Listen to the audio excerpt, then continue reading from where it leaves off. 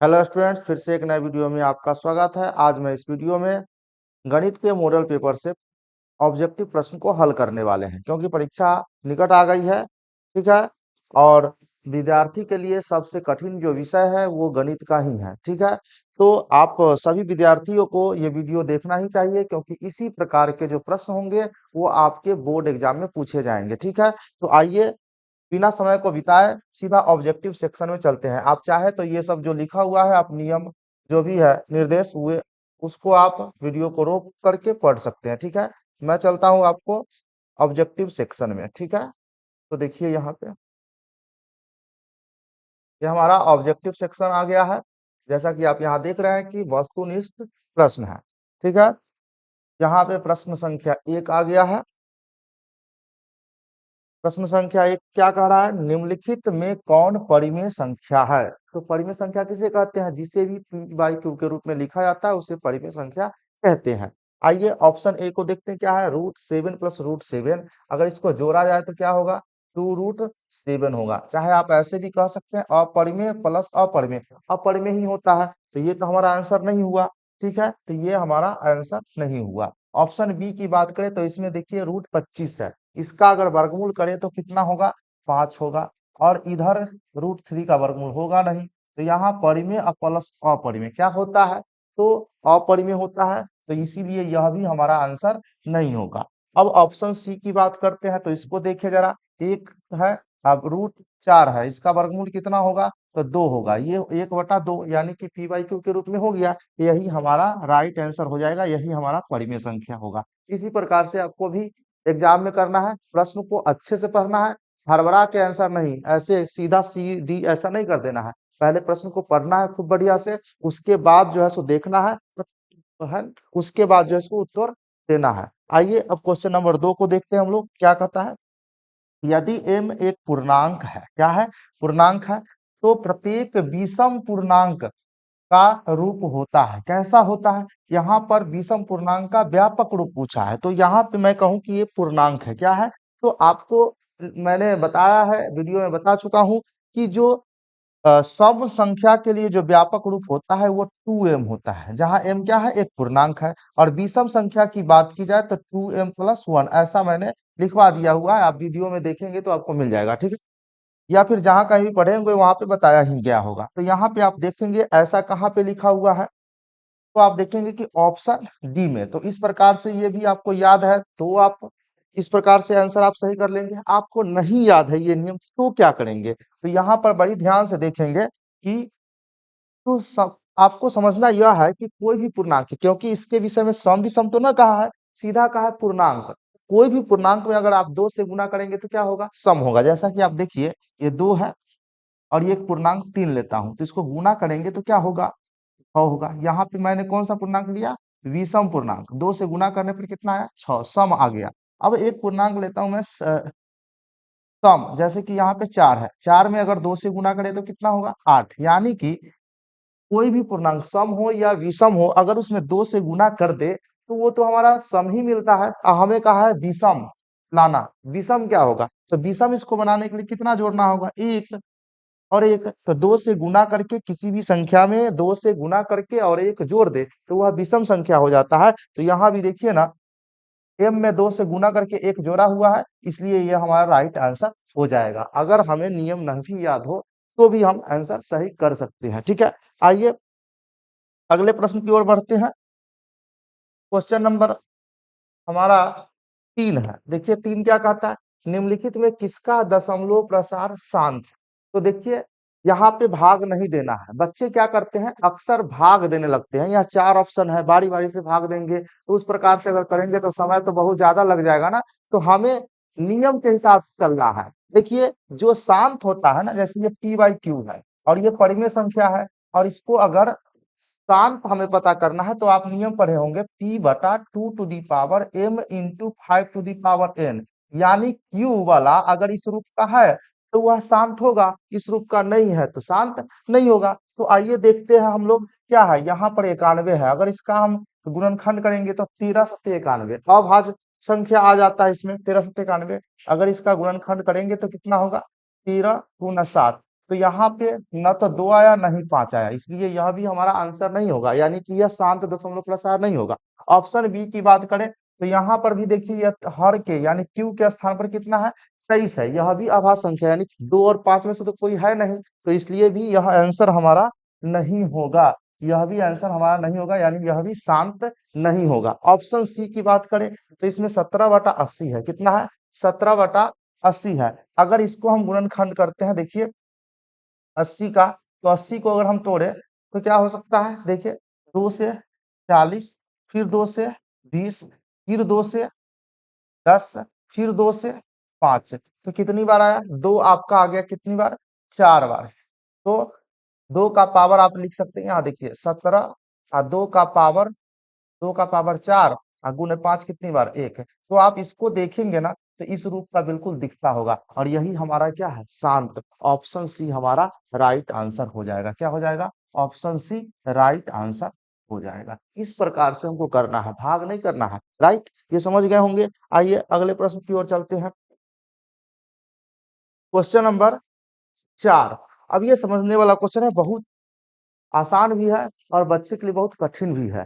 थोड़ा सा अगर ध्यान देते तो बहुत आसानी से बन जाएगा। आपको यहाँ पे करना क्या है, देखिए ये है अशांत आवर्ती दशमलव प्रसार दिया गया है, इसे हमें पी बाई क्यू के रूप में लिखना है।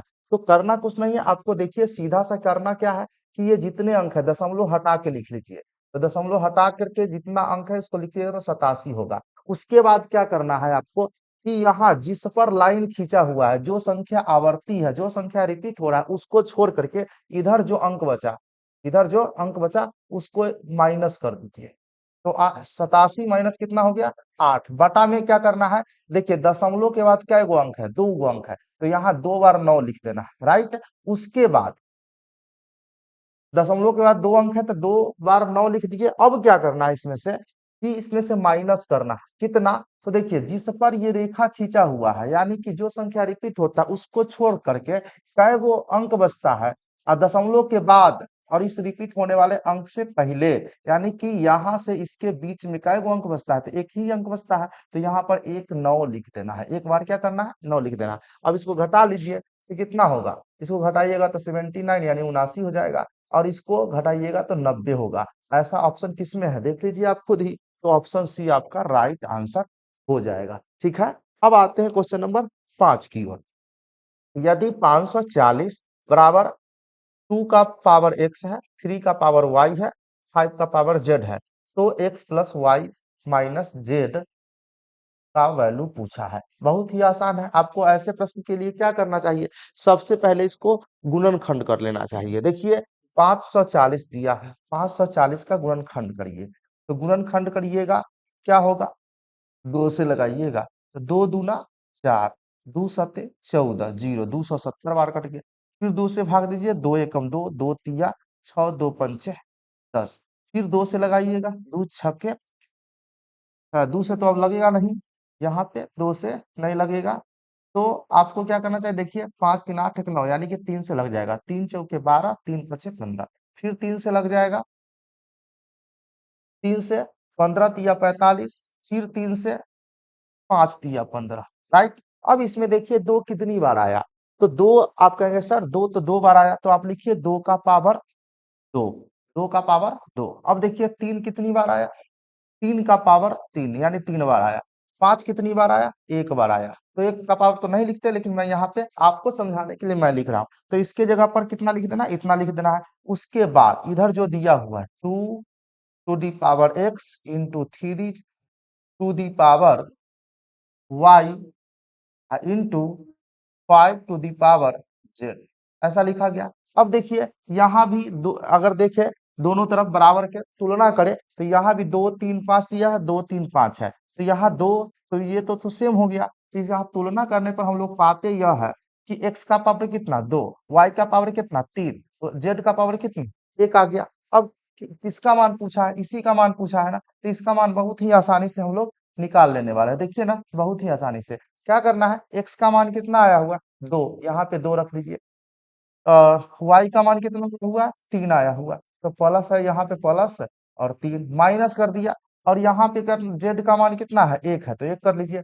अब इसको हल कर लीजिए, 3 दू 5 है, 5 में से 1 घट गया तो कितना बचेगा, 4। ऑप्शन देख लीजिए, 4 किसी में है, बिल्कुल है, ऑप्शन ए आपका राइट आंसर हो जाएगा।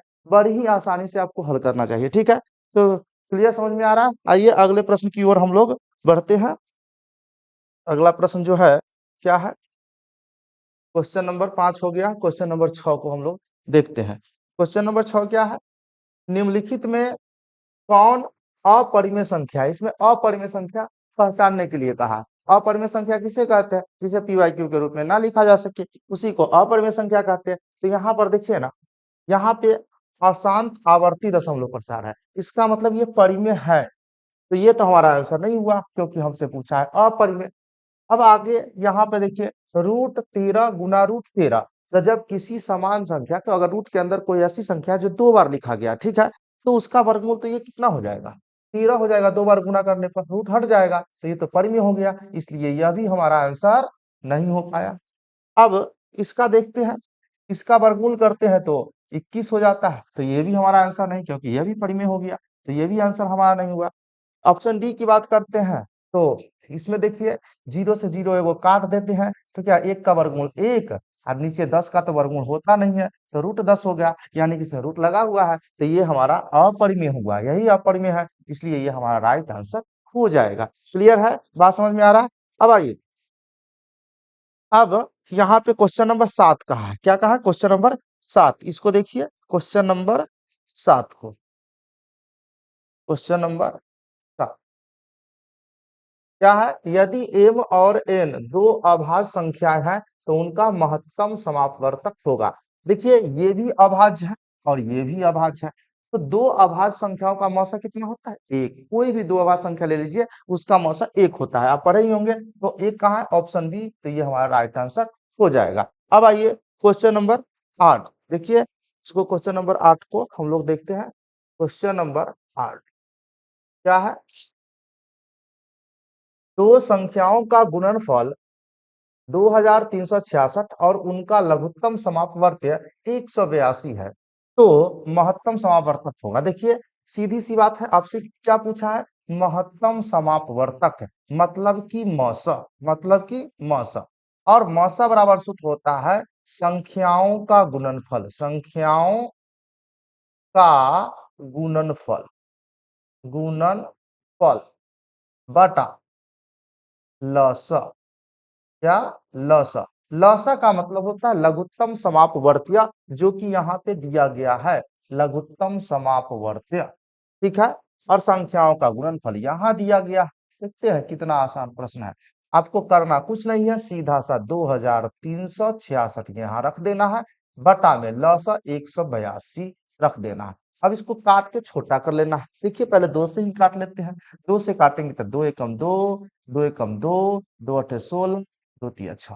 फिर इसको भी 2 से काटते हैं, तो 9 दूना 8, 2 9 18, और 2 एकम 2, 91 पर कट गया। अब हम क्या करने वाले हैं, तो 13 सत्ते देखते हैं, ये 13 सत्ते 91 तो कट जाता है, यानी कि यहाँ पे हम लोग ये 13 से, देखिए 13 से ये पूरा पूरा कट जाएगा, देख लीजिए। 91 गुना अगर हम 13 करें, तो 3 एकम 3, 7 तिया 21,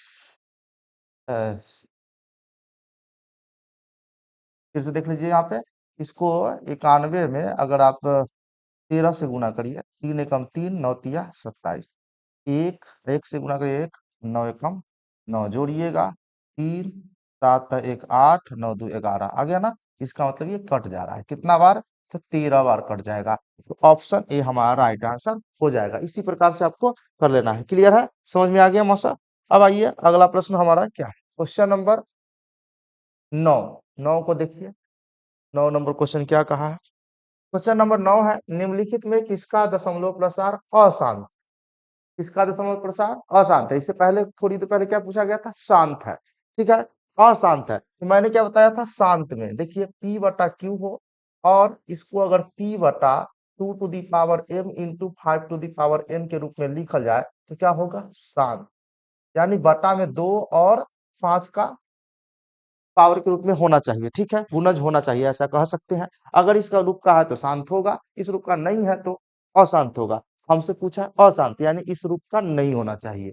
तो देख लीजिए ना, क्यू ऊपर वाले को छोड़िए, क्यू को देखिए, इसको तोड़े, अगर 40 को तोड़े तो कितना होगा? 8 पंचे 40 कितना होता है? 8 पंचे 40, 2 का पावर 3 अगुने 5, यानी 2 और 3, 2 और 5 तो आ गया, यानी कि ये तो शांत हो जाएगा, तो ये भी हमारा आंसर नहीं हो जाएगा, नहीं होगा। इसकी बात अगर हम करें तो इसमें जो हमारा 160 है, तो यहाँ पे 160 है, तो इसको गुणनखंड करेंगे तो कितना होगा? इसका गुणनखंड अगर हम करें तो देख लीजिए, यहाँ पे 160 है, 2 से अगर भाग दिए तो 80 होगा, फिर 2 से करे तो 40 होगा, फिर 2 से करे तो कितना होगा? 20 होगा, फिर अगर 2 से कर ले तो 10 होगा, फिर 2 से किया जाए तो 5 होगा। 2 कितनी बार? 1 2 3 4 5, यानी कि 2 का पावर 5, 5 का पावर 1, यानी 2 और 5 के गुणज के रूप में आ गया। तो इसका मतलब ये भी शांत है, ये भी शांत है, तो ये भी हमारा आंसर नहीं होगा। सी की बात करें तो ये 200 है, तो ये भी बिल्कुल उसी के, यानी इसमें भी 2 और 5 का गुणज है, तो ये भी हमारा आंसर नहीं होगा। इसमें हम लोग देखते हैं कि ये इसमें 441 का वर्गमूल करते गुणनखंड करेंगे 441 का, तो ये हमारा कितना होगा? 21 गुना 21, और ज्यादा छोटा करें तो ये हो जाएगा 3 गुना 7 और 3 गुना 7, मतलब कि 3 का पावर 3, 3 दो बार आया हुआ है, 7 दो बार, तो 3 और 7 आ गया, है ना? तो 2 और 5 के छोड़ के कोई भी संख्या आएगा तो वह अशांत हो जाएगा, तो इस यही हमारा राइट आंसर हो जाएगा। ठीक है, बात समझ में आ रहा है? अब आइए क्वेश्चन नंबर 10 को हम लोग देखते हैं। 10 नंबर क्या कहा है कि P बराबर ए बी क्यू तथा Q बराबर ए टू दी पावर 4 बी, यानी यहाँ पर ए बी क्यूब और इधर दिया है ए टू दी पावर 4 बी, जहां पर P और Q धनात्मक पूर्णांक है, P और Q धनात्मक पूर्णांक है, तथा ए बी अभाज्य है। ए बी क्या है? अभाज्य है, अभाज्य संख्या है, तो पी क्यू का लघुत्तम समापक है। बहुत आसान, देख लीजिए यहाँ पे बहुत ही अच्छे ढंग से। यहाँ पे जो सवाल कहा है, देखिए P बराबर दिया गया है कितना? ए बी क्यू, Q बराबर दिया गया है ए टू दी पावर 4 बी। इसका इसका हमको लॉसा लिखना है, लॉसा, लॉसा पी कॉमा क्यू। तो लॉसा में हम लोग क्या करते हैं, जिसका देखिए बेस, समान बेस वाला जो होता है, उसमें से जो बड़ा पावर होता है उसको लिख लेते हैं। मौसा निकालना का रहता तो पावर छोटा वाला लिख लेते। तो क्या करना, देखिए बेस सेम ये है, इसमें पावर बड़ा कौन है? तो एक पावर बड़ा है, देखिए ए का पावर 4 बड़ा वाला लेना, इसमें बड़ा कौन है? तो बी का पावर क्यूब, तो क्या होगा? A to the power 4 b cube, ऐसा ऐसा जिसमें होगा वही हमारा आंसर होगा। तो देखिए ना, ये ऐसा हमको ऑप्शन सी में दिख रहा है, ऑप्शन सी राइट आंसर हो जाएगी। बात समझ में आ रहा है? तो वीडियो को लाइक कर दीजिएगा। चलिए आगे बढ़ते हैं हम लोग, क्वेश्चन नंबर 11 को देख लेते हैं। क्वेश्चन नंबर 11 क्या है? निम्नलिखित में कौन सा युग्म सह-अभाज्य है? तो देखिए, कहता है कि सह-अभाज्य, सह-अभाज्य किसको कहते हैं? यदि दो संख्याओं का मसा एक हो तो वह सह-अभाज्य कहलाता है। देखिए यहाँ पे 15 से 45 कट रहा है ना, आपको बहुत ही आसानी से देखना। देखिए 15 से 45 कट गया, इसका मतलब इसका मौसा कितना होना है? 15 हो गया, तो ये भी हमारा अब सह-अभाज्य नहीं, क्योंकि मौसा एक चाहिए। इसमें देखिए क्या 9 से 16 कटा? नहीं ना कटा, इसको भी छोड़ देते। देखिए 21 पंचे 105 कट जाता है ना, यानी कि इसका मौसा 21। ठीक है, तो यह भी सहभाज नहीं है। 14 छक 84, इसमें भी कट जाता है, तो इसका मौसा कितना आ गया? 14, यानी ये 15 21 21, तो बचा कौन? ये, तो यही हमारा आंसर हो जाएगा। आप चाहे तो 9 और 16 का मौसा ज्ञात करेंगे तो एक आएगा, जिसका मौसा एक होता है। यदि दो संख्या का मौसा एक, तो वह संख्या दोनों जो है सुसहभाज्य कहलाता है। ठीक है, राइट, ये समझ में आ गया। आइए आगे की ओर बढ़ते हैं। क्वेश्चन नंबर 12, क्वेश्चन नंबर 12 क्या है? ये दिया गया है, इतना को पी बाई क्यू के रूप में लिखना है। अभी अभी थोड़ा देर पहले बताया है, देखिए। अच्छा, वो तो अलग तरह से था, यहाँ पे दशमलव प्रसार आवर्ती नहीं है, ठीक है, सीधा है, शांत है। तो शांत के लिए हमें क्या करना होता है कि यहाँ पे दशमलव हटाकर लिख देंगे संख्या, तो 31 25 है। उसके बाद क्या करना है कि दशमलव के बाद कितने अंक है? 4 अंक, एक पर उतना ही जीरो बैठा देना है 4 बार। ठीक है, उसके बाद इसको काटने का प्रयास करना है। ठीक है, अब इसको क्या करेंगे, 25 से हम काटेंगे, तो 25 से काट देने पर तो ये तो 125 बार कटेगा। 25 से इसको काटेंगे तो 125 बार। इसको अगर हम 25 से अगर काटे, 25 चौका 100, तो ये 400 बार कट जाएगा। अब बात करते हैं आगे काटने का। अब देखिए 25 से अगर इसको काटे तो 25 पंच से 125, और 25 से इसको काटे तो 25 अट्ठे 200 होता है। तो 25 अट्ठे 200 होता है ना, तो 25 से अगर 16 बार अगर भाग देंगे तो ये कट जाएगा, यानी 5/16 हो जाएगा। ऑप्शन इसमें हमारा क्या है, ऑप्शन बी हमारा राइट आंसर हो जाएगा। क्लियर है? आगे हम लोग बढ़े।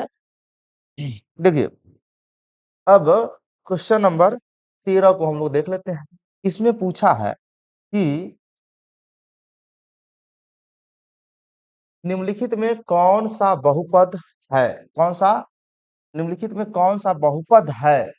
बहुपद है तो बहुपद होने के लिए क्या शर्त होता है, तो उसका जो जो भी चर होता है उस पे पावर यानी कि घात है वो धनात्मक होनी चाहिए, यानी कि प्लस में होनी चाहिए। किसमें होनी चाहिए, प्लस में। ठीक है। और दूसरी बात कि चर पे रूट नहीं लगा होना चाहिए। ठीक है। रूट चर का पावर माइनस में नहीं होना चाहिए। चर जो है सो बटा के नीचे यानी हर के स्थान पे नहीं होना चाहिए। तो वो सब बहुपद कहलाएगा। तो आइए देखते हैं इसमें। यहाँ पर देखिए चर पर रूट लगा हुआ, मैंने क्या क्या कि अगर चर पे रूट रहेगा तो वो बहुपद नहीं होगा, ये गया। इसमें देखिए बटा के नीचे एक्स है तो ये भी बहुपद नहीं है। इसमें देखिए इसमें कहीं भी चर पे रूट लगा हुआ है, नहीं लगा हुआ है। चर का पावर तो ये भी प्लस में, ये भी प्लस में है। ये अचर कुछ भी रह सकता है। ठीक है। तो यहाँ पे चर हमारा बिल्कुल धनात्मक है। ठीक है। इसलिए यही हमारा आंसर हो जाएगा, यही हमारा बहुपद हो गया।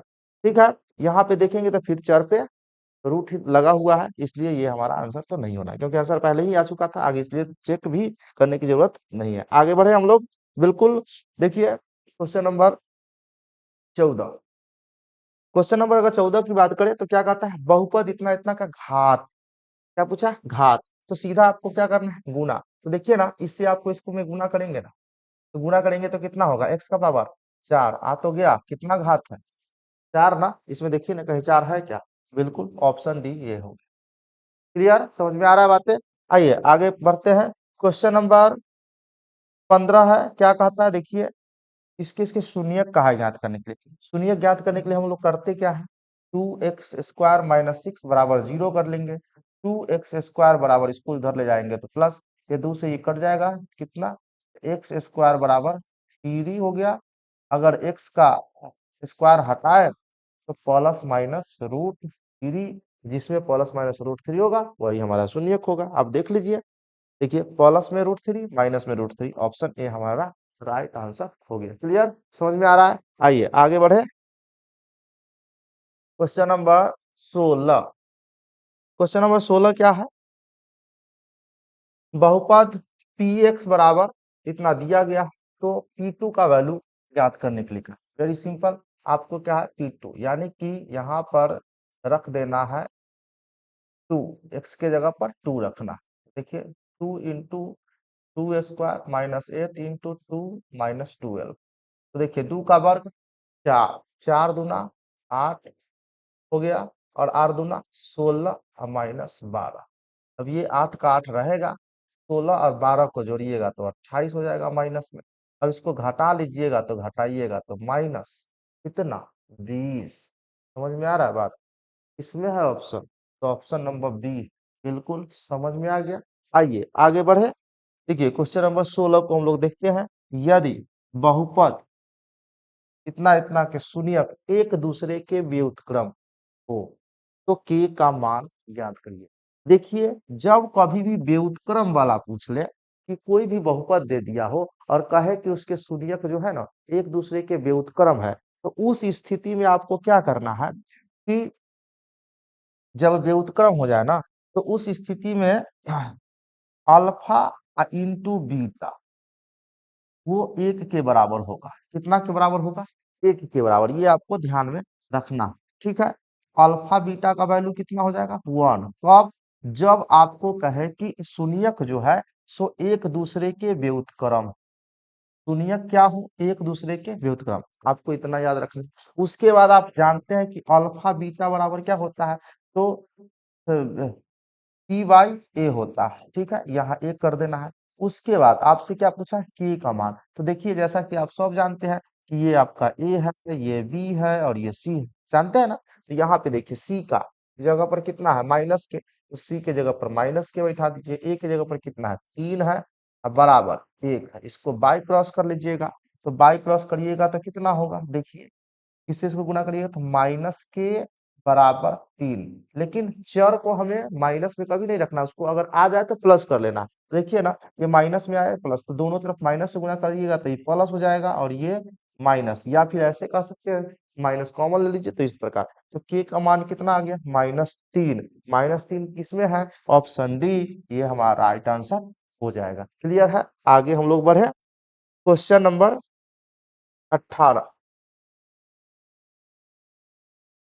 क्वेश्चन नंबर 18 क्या है कि शून्यक -2 और -5 वाले बहुपद की संख्या होगी। यहाँ शून्यक दिया गया, क्या दिया गया है, शून्यक -2 और -5, ठीक है। और यहाँ बहुपदों की संख्या पूछ रही है, तो ऑप्शन दिया है 2, 3, 5 अनगिनत। देखिए बहुपद, देखिए कोई भी बहुपद होगा तो उसका एक अद्वितीय ही मान आएगा। अब यहाँ पर बात है कि संख्या पूछा है, तो यहाँ तो ऐसे इसका उत्तर होना चाहिए एक, लेकिन ऑप्शन में नहीं है। आप क्या कर सकते हैं, अनगिनत। क्यों अनगिनत, देखिए कोई अगर बहुपद हम एक लेते हैं, जिस कोई ऐसा बहुपद जिसका ये शून्यक है, ठीक है, उसको तो हम चाहे चर को बदल दे, तो उस प्रकार से अगर देखा जाए तो कई सारा बहुपद हो सकता है। जैसे उदाहरण के लिए मैं एक बहुपद ले रहा हूं, जैसे ये 2x² है, ठीक है, +3x है, -9 है, ऐसा मैंने एक बहुपद ले लिया, ठीक है। तो इसका कोई ना कोई एक ही मान आएगा, मतलब x का 2 मान आएगा ना, तो वो तो अद्वितीय होगा, उसके समान तो कोई दूसरा नहीं होगा ना। लेकिन इसी में अगर हम कहें कि इसको दूसरे तरह से अगर लिखना हो तो हम इस प्रकार से ऐसे भी तो लिख सकते हैं, चर को अगर बदल दे, ठीक है। तो इस प्रकार से लिखा जाए तो कितना सारा बहुपद लिखा जा सकता है, लेकिन मान तो आना उतना ही है, इसका जितना आएगा उतना ही, जितना इसमें x का मान 2 मान आएगा उतना ही इसमें y का 2 मान आएगा। तो इस प्रकार से देखा जाए तो बहुत सारे बहुपद लिखे जा सकते हैं, लेकिन मान तो एक ही आना है। तो मान की दृष्टि से अगर देखा जाए तो इसका जो है सो एक ही बहुपद होगा, लेकिन अगर चर की दृष्टि से देखा जाए, चर अगर बदल बदल के लिखा जाए तो उसमें तो हमारा क्या है, अनगिनत बहुपद लिखे जा सकते हैं। तो अगर ऑप्शन में एक रहेगा तो आप एक कर दे देंगे, अगर ऑप्शन में एक नहीं तो आप अनगिनत लगा सकते हैं, राइट।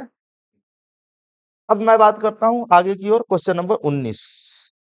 क्वेश्चन नंबर 19 क्या कहता है कि यदि बहुपद px बराबर 5x² + 7x - 12 के शून्यक अल्फा बीटा हो, alpha plus 5 into alpha plus beta का मान क्या, इसका मान पूछा है। वेरी सिंपल, आपको करना कुछ नहीं है, देखिए यहाँ पे 5 इंटू अल्फा प्लस बीटा पूछा है। देखिए 5 गुना करना है, अल्फा प्लस बीटा क्या होता है, -b/a होता है।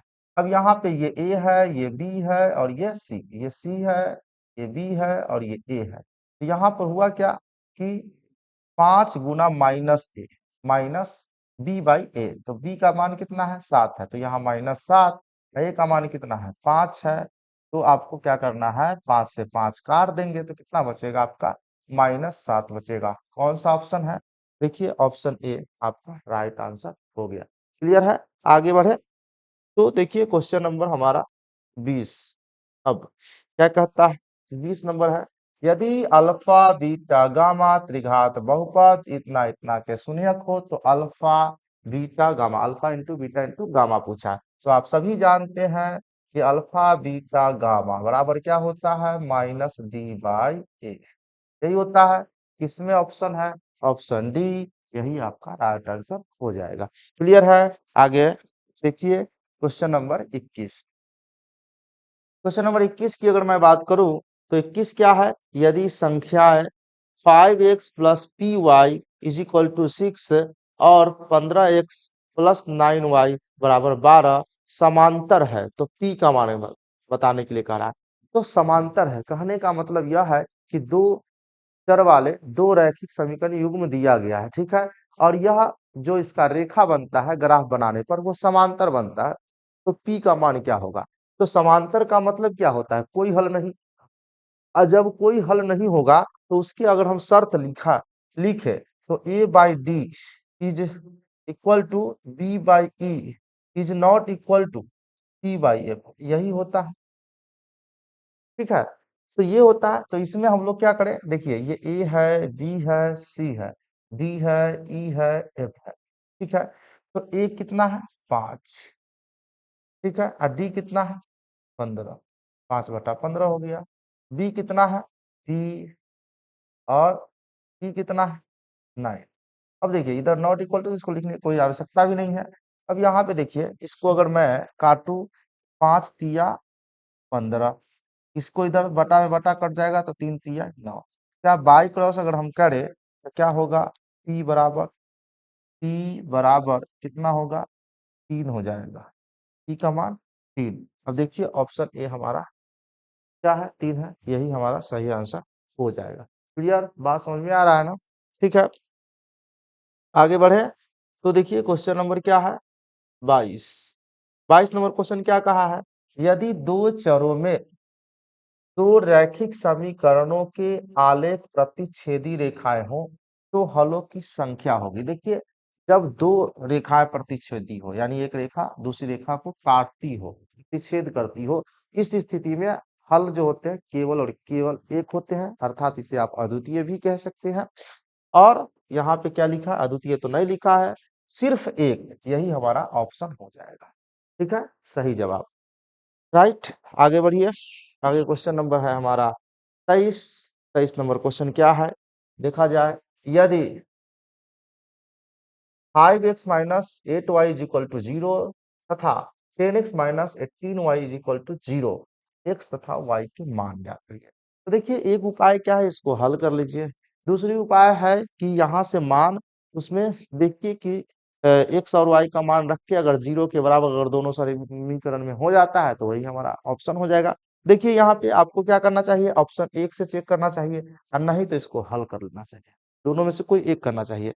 देखिए आप चेक करके देखिएगा, यहाँ पर मुझे देखने से यह पता चलता है कि ऑप्शन सी को रखने से यह दोनों संतुष्ट हो जाएगा। देख लीजिएगा, यहाँ पे 5 है गुना x का मान 0, तो 0 रखिए, माइनस 8 गुना 0। इसको अगर आप हल कीजिएगा तो 0 - 0 क्या होगा, फाइनली 0 हो जाना है, इसके बराबर हो गया। अब इसमें भी देख लेते हैं यही चीज करके, 10 गुना 0 माइनस 18 गुना 0। 0 - 0 क्या आ गया, 0 आ ही गया, सीधी सी बात है। ऐसे भी कह सकते हैं पूरा 0 है, तो यही हमारा ऑप्शन सी राइट हो जाएगा।